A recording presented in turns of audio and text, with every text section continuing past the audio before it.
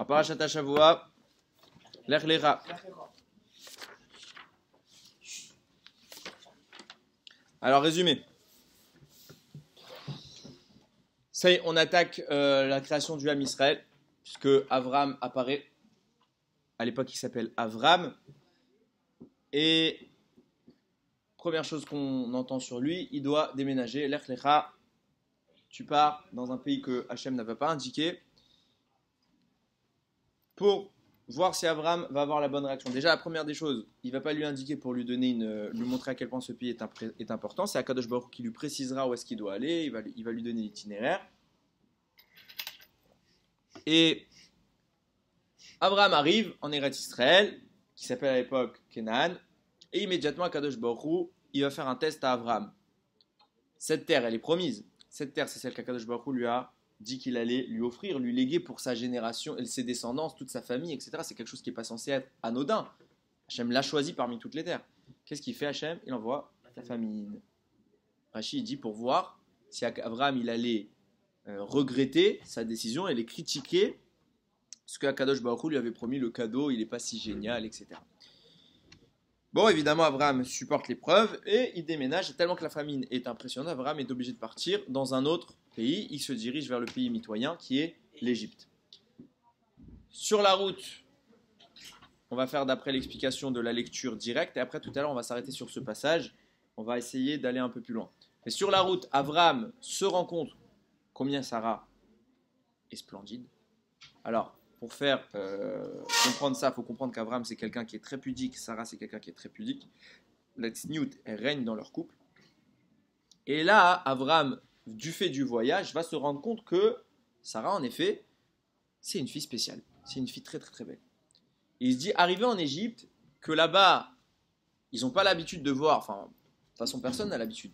Mais là-bas, ils n'ont pas l'habitude de voir une femme d'une telle splendeur. Il va se passer quoi? Ils vont apprendre que je suis son mari. Puisque je suis son mari, ils ne peuvent pas se marier avec elle.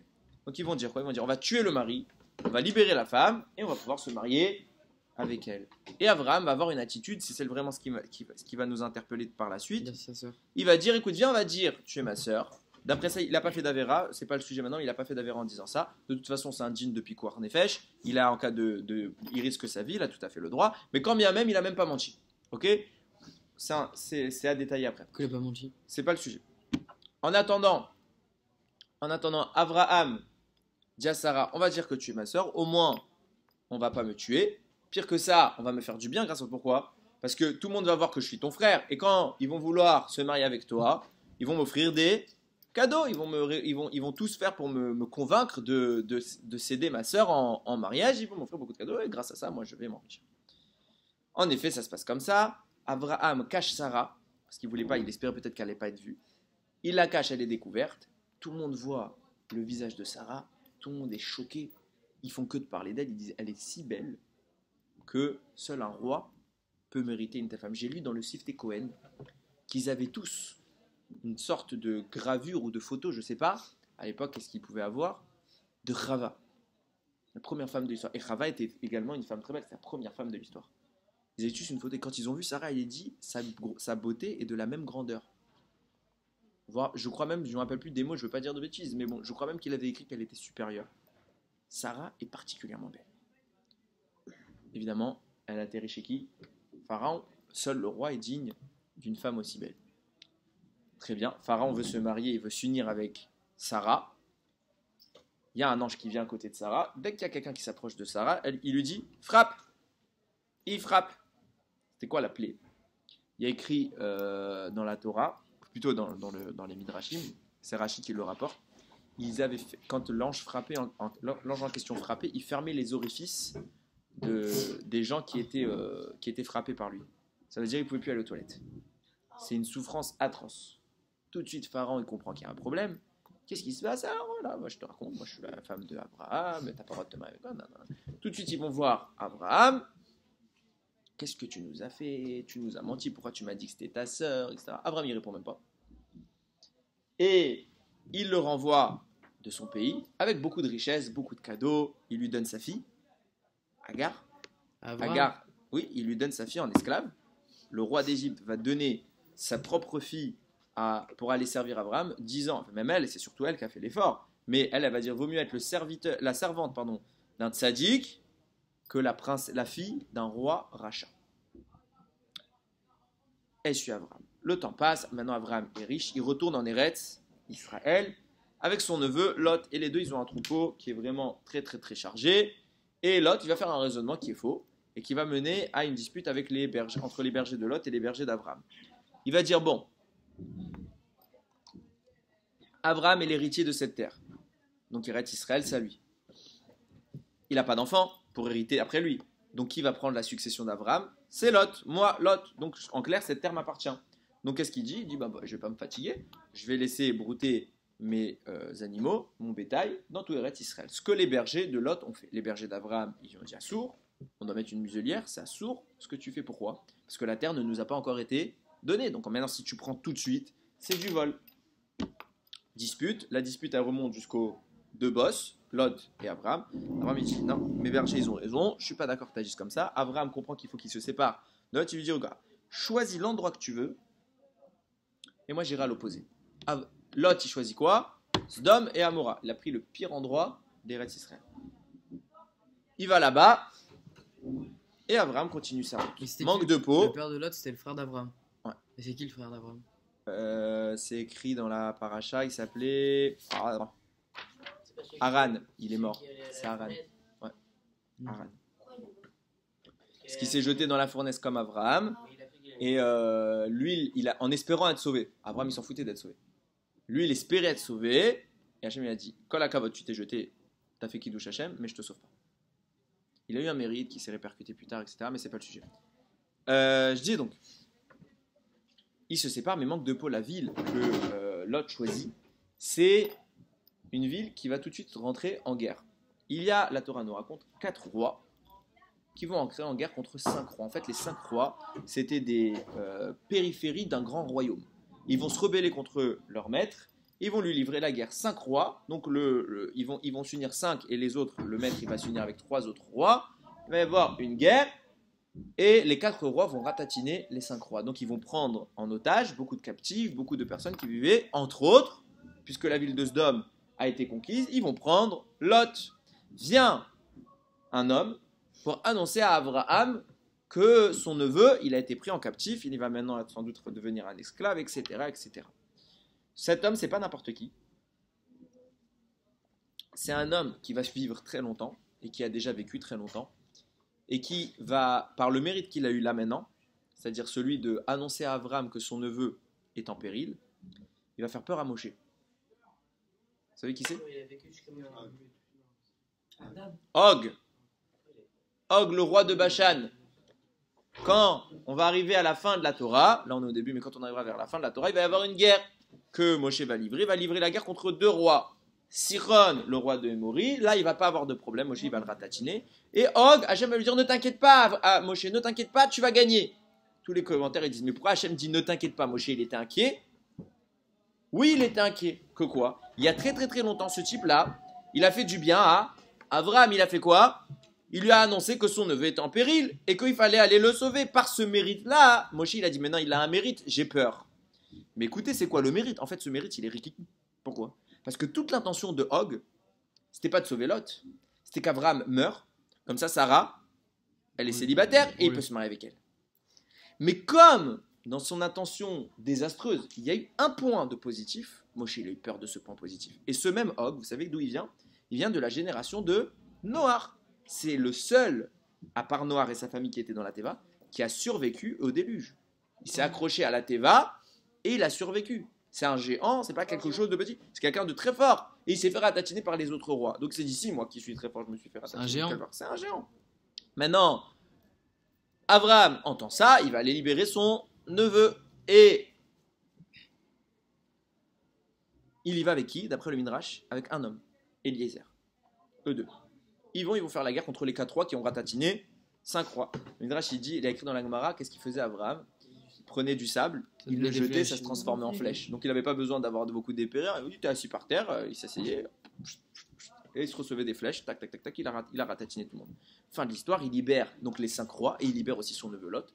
Et le roi de Yerushalayim de l'époque, il s'appelle comment? Il s'appelle Malkitsédek. Vous savez c'est qui ce Malkitsédek? En réalité, c'est Shem, le fils de Noach. C'est le roi du pays d'Eretz Israël. La Torah l'a appelé Malkitsédek sur ce moment-là, mais en fait c'est Shem. Et Malkitsédek, donc en fait Abraham, il est le propriétaire légitime de tout ce qui a été détruit, parce qu'il a battu les 4 rois, donc il acquiert leur territoire, et il acquiert aussi les 5 rois qui ont perdu la guerre au début, donc c'est lui le chef de tout ça maintenant, il a un territoire énorme. Vient Malkitsédek et il dit, je t'en supplie, regarde, garde l'argent, garde tout le butin pour toi, libère juste les hommes, mes concitoyens, enfin plutôt mes sujets, qui soient libres et qui reviennent chez nous. Avant de me dire, shalom, et les concitoyens, et les richesses, je ne prends pas un centime de chez vous. Pourquoi? Je ne veux pas qu'on dise que c'est vous qui m'avez enrichi. C'est qui doit m'enrichir? Hachem, il m'a promis qu'il me donnerait la richesse. J'attends d'Hachem. Je veux personne d'autre qu'Akadosh Baruch Hu. Je veux de la main d'Hachem, mais pas de la main de l'homme. Il libère tout le monde, il s'en fiche, comme s'il n'avait rien fait. Lui, ce qu'il voulait, c'était juste libérer son neveu Lot. Et il rentre chez lui. L'histoire continue. Sarah, je termine ça, après je t'écoute. Sarah n'arrive pas à avoir d'enfant. Et elle se dit, bon, ça fait maintenant 10 ans que j'ai pas d'enfant avec Abraham. Ça fait plus que 10 ans, mais 10 ans qu'ils sont depuis en Eretz Israël. Et elle se dit, bon, j'ai une servante, c'est Agar. La Torah décrit Agar comme une sadéquette. Elle a quand même quitté la vie de princesse pour suivre Abraham. C'est pas une petite joueuse. Faut pas croire que Agar c'est une pourriture. Elle a peut-être fait des trucs que la Torah va dénigrer, mais tout le monde en a fait. Ok? Ça reste une sadéquette. Elle lui dit à Abraham, écoute, prends ma servante, pardon, et peut-être tu auras des enfants avec elle, et peut-être que moi je serai construite grâce à ça, peut-être qu'Hachem ça va lui éveiller sa miséricorde, que la servante elle ait des enfants avant la maîtresse, alors Hachem il va comprendre ma souffrance, et par ma souffrance je vais mériter d'avoir des enfants. Alors elle lui donne Agar. Ils s'unissent ensemble et Agar tombe enceinte. Agar elle tombe enceinte et elle commence un peu à mépriser Sarah. T'as vu, moi, direct je tombe enceinte, toi, ça fait des années, t'essayes, t'arrives pas. Je suis mieux que toi en fait. Sarah, elle va voir Abraham. C'est quoi cette histoire? Ça y est, elle commence à frimer. Elle me méprise. C'est moi la maîtresse de maison, c'est pas elle. Et ça. Abraham lui dit, fais ce que tu veux, Sarah. Elle est entre tes mains. C'est toi ma femme. Commence Sarah un peu à reprendre le dessus sur Agar et elle l'opprime pour lui montrer, redescends sur terre. C'est moi qui t'ai fait une tova en te laissant aller avec mon mari, mais c'est pas toi la patronne. Agar s'enfuit. Nous dit Razal. Enceinte, elle s'enfuit. Elle était enceinte, oui, mais elle a perdu le bébé. Elle a perdu le bébé. Le bébé, elle a fait une fausse couche. Elle s'enfuit, il y a un malard qui apparaît. Où tu vas, Agar? Elle dit, je m'enfuis de chez Sarah. Retourne chez Sarah et soumets-toi. Elle répond pas. T'inquiète pas, toi aussi je vais te bénir et tu auras une grande nation. Elle répond pas. Je vais te donner un fils, tu vas l'appeler Ishmaël, et il aura beaucoup de princes, il aura 12 princes, etc. Toute la Torah décrit comment ça va se passer. Là, elle dit d'accord. Elle retourne. En effet, elle retombe enceinte, et là, elle enfante un enfant. Abraham l'appelle Ishmaël. Akadosh Baruch Hu apparaît ensuite à Abraham, il a 99 ans. Il dit Abraham, fais la Brit Mila. Abraham il fait la Brit Mila et avant de faire la Brit Mila il dit t'inquiète pas je vais te bénir etc. Abraham il dit d'accord tu vas me bénir pourquoi? Qui va hériter? Moi j'ai 100 ans là maintenant, j'ai 99, je vais bientôt avoir 100 ans, il ne reste pas des milliers d'années à vivre. Pourquoi tu veux que j'ai cette bracha si j'ai pas un héritier derrière? C'est qui va hériter? C'est mon serviteur Eliezer? Ça m'intéresse pas. Hachem lui dit t'inquiète pas. Déjà, Hachem lui change son nom de Avram, il passe à Avraham. Sarai devient Sarah. Hachem lui dit Sarah, elle va avoir un fils. Et c'est lui qui va être l'héritage que je t'ai promis. Et c'est comme ça que se conclut la paracha. Oui, tu avais une question. Quand il voulait pas l'argent, mais c'était pas Hachem voulait lui donner de l'argent peut-être en rapport avec celui qui voulait lui donner. Kola Kavod, c'est une bonne question. On va s'arrêter un peu sur ça. Moi, je veux justement m'arrêter sur le début de la paracha. Et justement, en rapport avec l'argent, tu as bien fait de souligner le détail. Il y a un problème.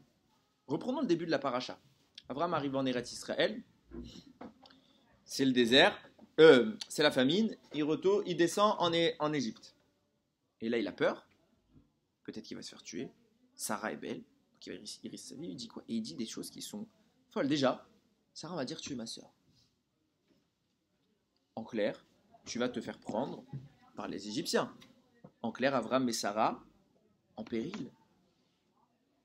Donc moi, je me sauve la peau, et toi, Sarah, vas-y. C'est très très dur à concevoir. Mais plus que ça, regardez ce qu'il dit Rachi, et là, je ne comprends pas. Je viens de vous dire quoi, moi, tout à l'heure? Je viens de vous dire que quand il a sauvé les rois, là, et qu'il a sauvé Lot, il était le propriétaire légitime, c'est lui qui a acquis tout ça, il était propriétaire d'un territoire titanesque. Il était hyper riche. Il avait une tonne de butin. Et il a dit quoi? Il dit je ne veux rien. Je veux que ce soit Akadosh Baruch Hu qui me donne. Mais là, c'était légitime. Il avait le droit de le prendre. Il l'a conquis. C'est à lui. C'est pas un cadeau qu'on lui fait. Il l'a conquis. Vous êtes d'accord avec moi? Et là, il refuse. Il fait le Makpid, le Mahmir. Très bien. Et en Égypte, il accepte les cadeaux. En Égypte, pire que ça. Déjà, il accepte. On voit qu'il accepte. Il a reçu Agar. Il a reçu une tonne de bétail. Mais regardez ce qu'il dit Rachi. Quand Abraham parle avec Sarah,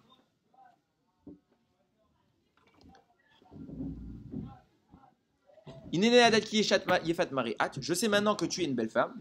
Il va se passer que les Égyptiens vont te voir. Ils vont dire c'est sa femme. Ils vont me tuer. Mais toi tu vas vivre. Alors qu'est-ce qu'on va faire? Je vais dire que tu es ma soeur, comme ça ils vont pas me tuer. Et grâce à ça il va se passer quelque chose de fou. Les manitavli ba'avourer. Comme ça pour toi on va me faire du bien. Yitavli on va faire du bien. Et mon âme vivra grâce à toi. Rachidi. On va me faire du bien pour toi. Pas ce cul de bête. Non, c'est pas ce cul de bête. C'est Yud Gimel. Yitenuli matanot. Ils vont me donner des cadeaux.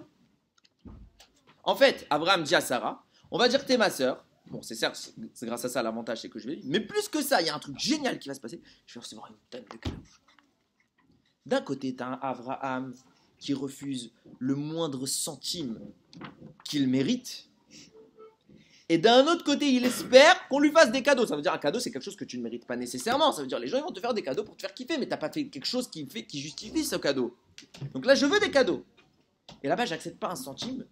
Et quoi, là, il a pas peur qu'on dise que c'est pas Akadosh Baruch Hu qui l'a enrichi, que c'est le roi d'Égypte. Là, il n'y a plus de problème. C'est une question qui a du poids. C'est beaucoup de Mefarchim la posent cette question. Écoutez le tirout, ce qu'on va apporter maintenant. Pour comprendre ça, il faut savoir quelle est la démarche d'Abraham dans toute sa vie. Il y a écrit, au tout début de la paracha, Ve'esecha legoy gadol, je ferai de toi un grand peuple, Va'avarechecha, je vais te bénir, Va'gadela shemecha, je vais grandir ton nom, Ve'yeberacha, ce sera une bracha. Rashi rapporte une Gemara qui dit comme ça. Ve'esecha legoy gadol, je vais faire de toi un grand peuple. Grâce à ça, dans la bracha, dans la Hamida, on dit quoi? Eloké, Avram. Va'avarechecha, je vais te bénir. Grâce à ça, on dit Eloké, Yitzhak, le Dieu de Yitzhak. Va'gadela shemecha, je vais grandir ton nom. Grâce à ça, on dit Eloké, Yaakov. Ça, c'est l'introduction de la bracha. La bracha, à la fin, se conclut par Baruchat Hashem, Magen Avram. Mais puisqu'on voit qu'au début de la bracha, on mentionne Avram, Yitzhak, Yaakov, on aurait pu supposer dire, il faut mentionner même dans la bracha finale, dans la conclusion, on devrait demander pas que Avram, on devrait mentionner Avram, Yitzhak et Yaakov. Or, on ne mentionne que Avram. Et la Gemara a dit, pourquoi on mentionne que Avram? Parce qu'Hachem, il a dit, Veillez beracha, tu seras une bracha. C'est toi la bracha. C'est toi qui es le pilier de cette bracha. Même s'il y a Avram, Yitzhak et Yaakov, et chacun il a son mérite particulier, la conclusion c'est toi. Alors moi je ne comprends pas cette dracha. Quand on fait une dracha, on a un lien entre le texte qu'on explique et la corrélation qu'on apporte. Alors je comprends le début, je ne comprends pas la fin. Ve'esecha legoy gadol. Je vais faire de toi un grand peuple. Grâce à ça, on dit Eloké Avraham. Pourquoi? C'est cohérent.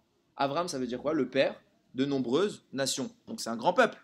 Donc comme Hachem il a appelé Avraham, puisqu'Avraham est devenu le père de nombreuses nations, alors quand on mentionne Ve'esecha legoy gadol, je vais te faire de toi un grand peuple, on dit Eloké Avraham. C'est un lien direct. Avraham, c'est une nombreuse nation. Hachem lui promet d'être un peuple nombreux. Très bien. Va'avarechecha, je vais te bénir. Eloké Yitzhak. C'est aussi cohérent. Pourquoi? Parce qu'Avraham n'a pas d'enfant. Sarah est stérile.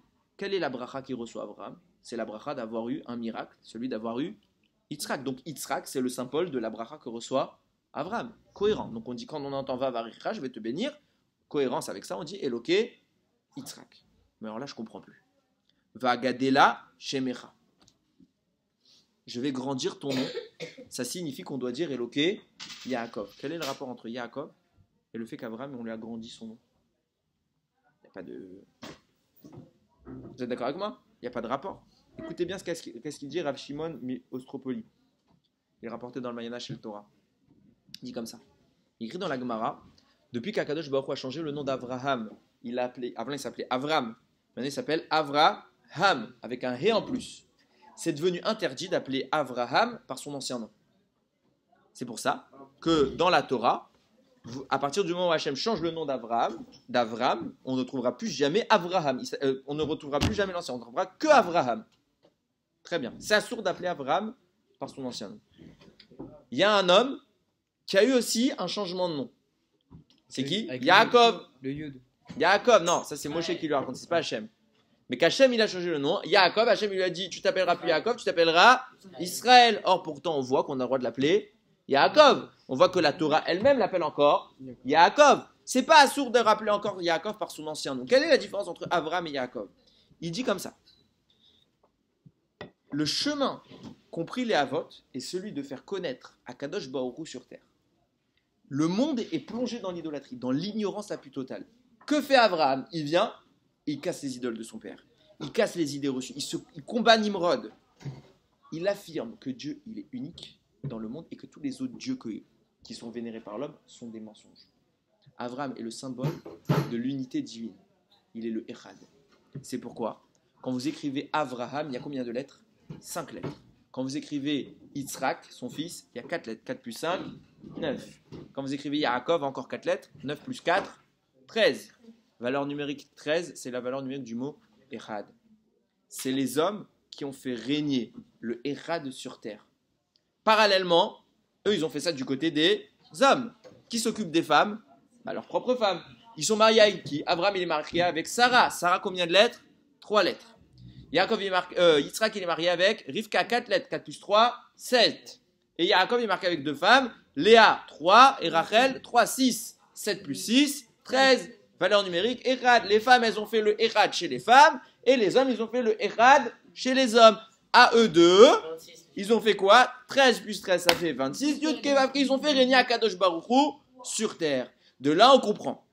Vagadela Shemecha. Qui est le pilier de ce témoignage-là? Qui est le pilier qui a commencé à faire travailler le monde sur la connaissance d'Akadosh Baruch Hu? C'est Abraham. Le premier de l'histoire, c'est Abraham. C'est pourquoi la bracha te dit, on conclura que par Abraham. Parce que dans cette démarche-là, qui est le fondateur? C'est Abraham.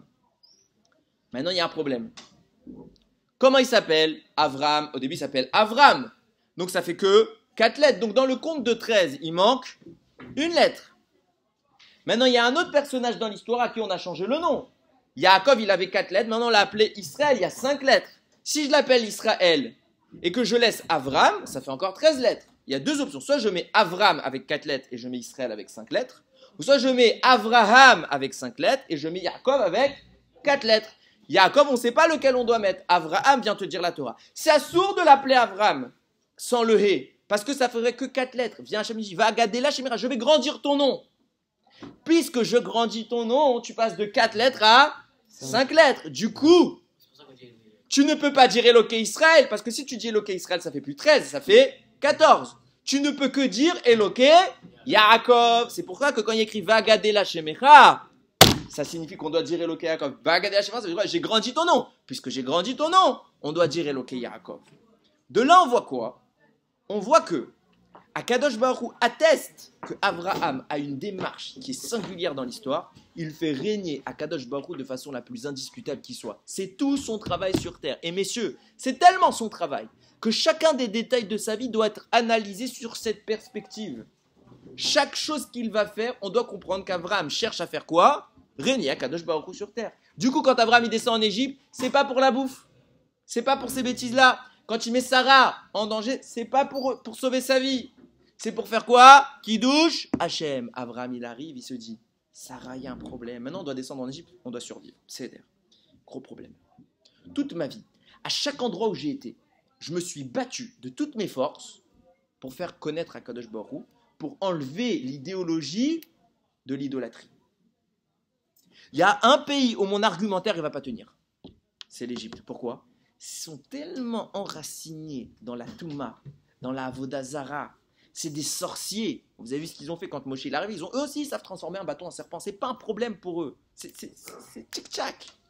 Ils sont tellement enracinés dans le mal qu'un discours standard, ça marche pas. C'est pas par les mots qu'on peut les avoir.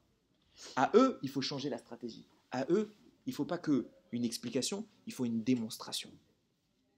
Donc Abraham est obligé de revoir tout sous un autre angle. Il dit, le seul moyen que je trouve pour combattre leur Yetzirara, c'est d'utiliser leur Yetzirara contre eux.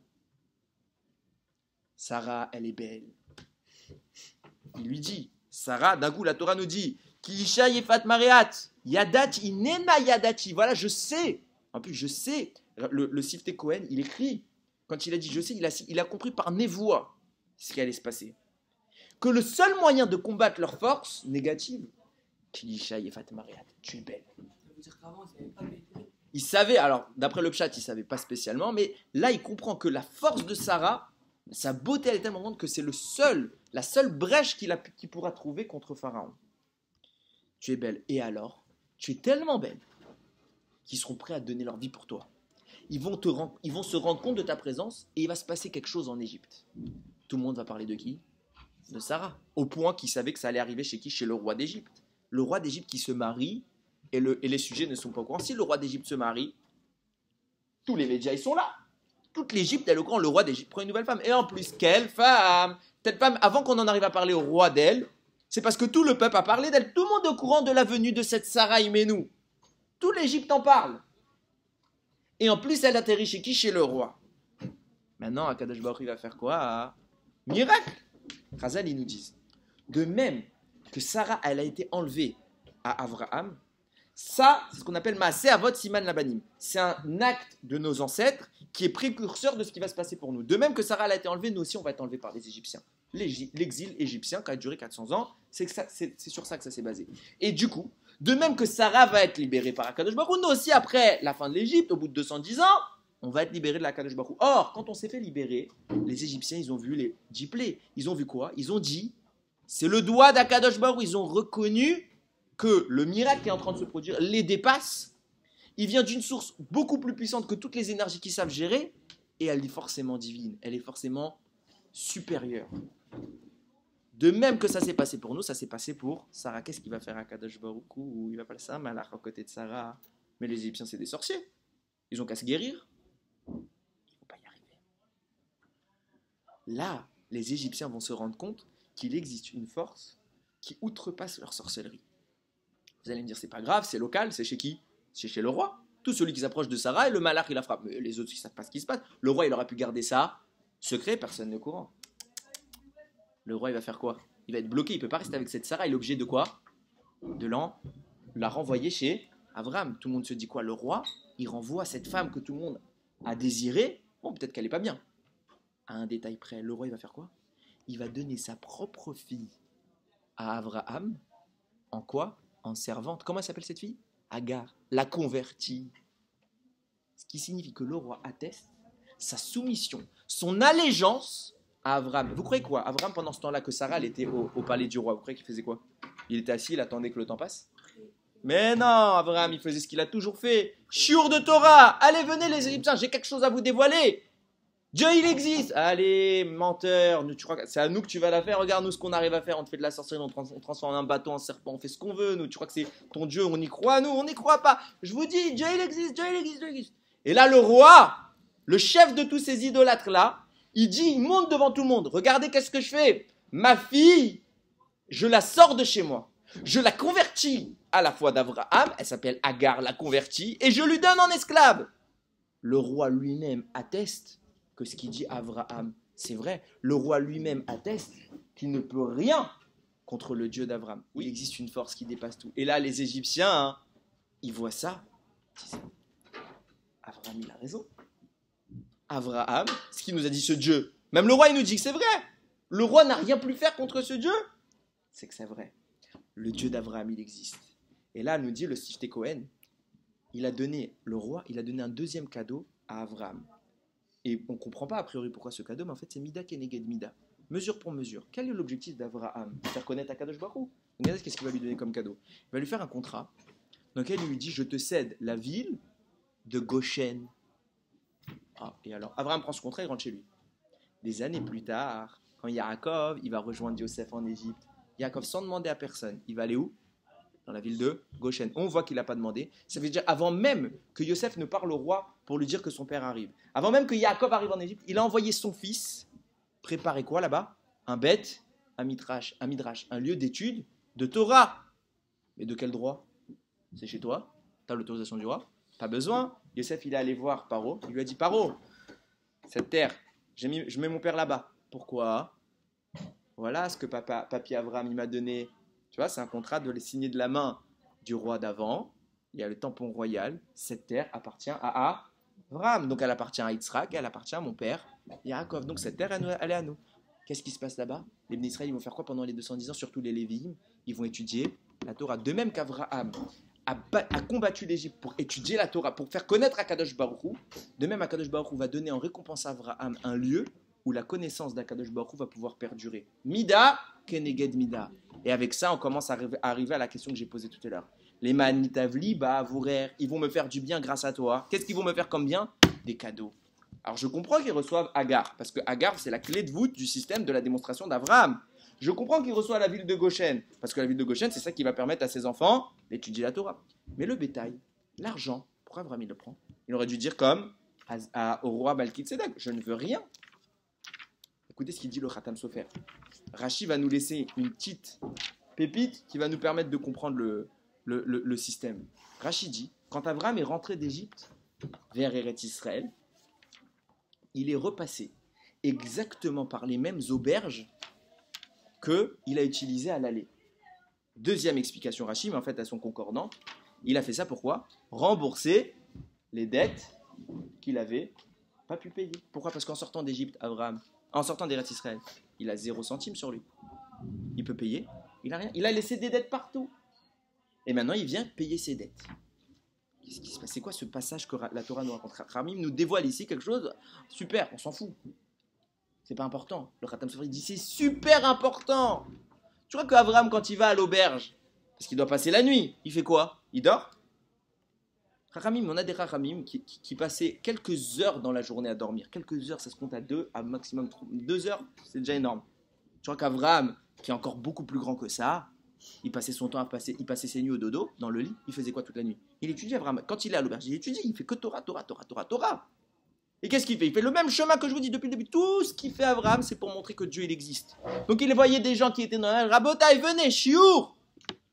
Chiour de quoi? Je vais vous apprendre quelque chose que vous ne savez pas. Dieu existe. Et il est l'unique. Et vos idolâtries, elles sont fausses. Et il fait ses démonstrations. Et il explique. Et les mecs, ils font, c'est extra, c'est beau. Mais Abraham, non, on a une question à te poser. Si ton Dieu, il existe, pourquoi tu es obligé de partir de la terre qu'il t'a promis pour survivre? Il avait qu'à te donner de la parnassa en Eretz Israël. Il n'est pas capable. C'est ça ton Dieu? Me dit le Khatam Sofer. Abraham ne savait pas répondre à cette question. Pas qu'il croyait pas.